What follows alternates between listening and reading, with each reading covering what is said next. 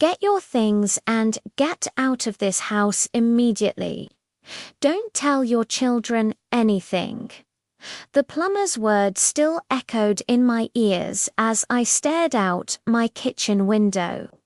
The morning had started routinely, just like any other.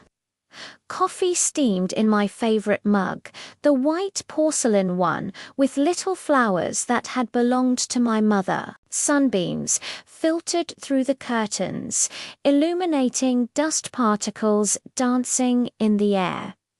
My home was my sanctuary. Every corner held a story, every object a memory.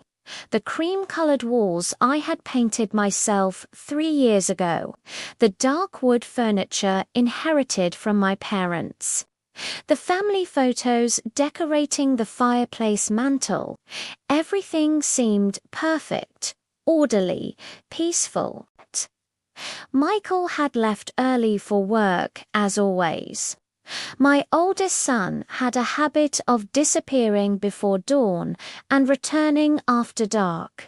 He worked for a construction company, he said, though lately he seemed more tired and distant than usual. His eyes avoided mine during dinner. He answered in monosyllables when I asked about his day.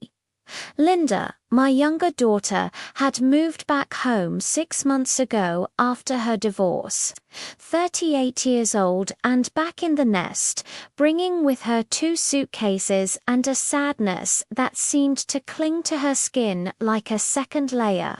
She spent hours locked in her old room, coming out only for a quick bite before shutting herself away again. She said she needed time, and I tried to give it to her, but the silence in the house grew heavier with each passing day. The plumber had arrived at precisely 9 a.m. to fix a persistent leak under the kitchen sink.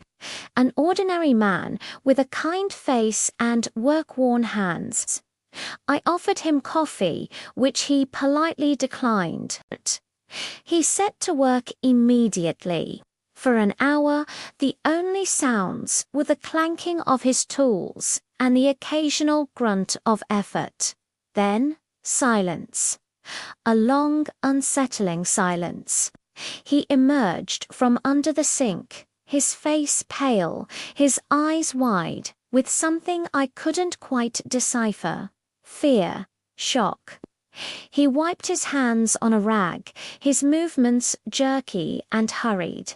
"Ma'am," he began, his voice barely a whisper. "I need you to listen to me very carefully." He led me to the side of the house, to the small crawlspace access door I hadn't opened in years. He pointed a shaky finger. I was checking the main pipes, and I saw something. "You need to leave. Now, go to a hotel, a friend's house, anywhere. Just don't come back here until the police have been..." He refused to elaborate, just repeating his warning with an urgency that chilled me to the bone. "Don't tell your children. Don't call them. Just go." He packed his tools with frantic speed, refused payment, and was gone before I could even process what was happening. Now I'm standing here, coffee cold, heart pounding, looking at the familiar walls of my home that suddenly feel like a stranger's. What did he see?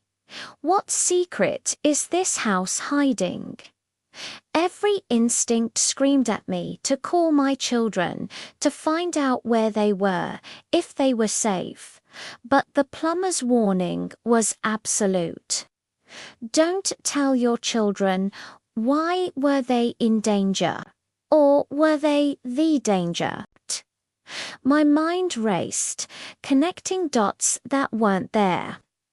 Michael's exhaustion, his secretive nature, Linda's withdrawal, her deep, unspoken sorrow, was it all connected to this house? to what the plumber found in the crawl space. My home, my sanctuary, now felt like a trap. The photos on the mantel seemed to mock me with their smiling faces from a happier time. The floorboards creaked under my feet, each sound a new threat. I had to know. Ignoring his warning, I grabbed the heavy flashlight from the utility drawer.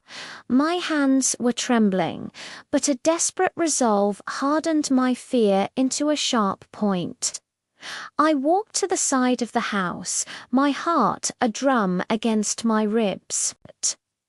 The crawl space door was small and wooden, swollen with damp. It took all my strength to pull it open. A gust of musty, cold air hit my face, carrying the scent of earth and something else ... Something metallic and vaguely sweet. I hesitated for a moment, the plumber's terrified face flashing in my mind. But the need to understand, to protect my family from whatever this was, pushed me forward. I switched on the flashlight, took a deep breath, and aimed the beam into the darkness beneath my home, bracing myself for the truth I was about to uncover. Thank you so much for joining me on this journey. If you're as gripped as I am and need to know what happens next, make sure to hit that like button and subscribe to the channel so you don't miss part 2. See you soon.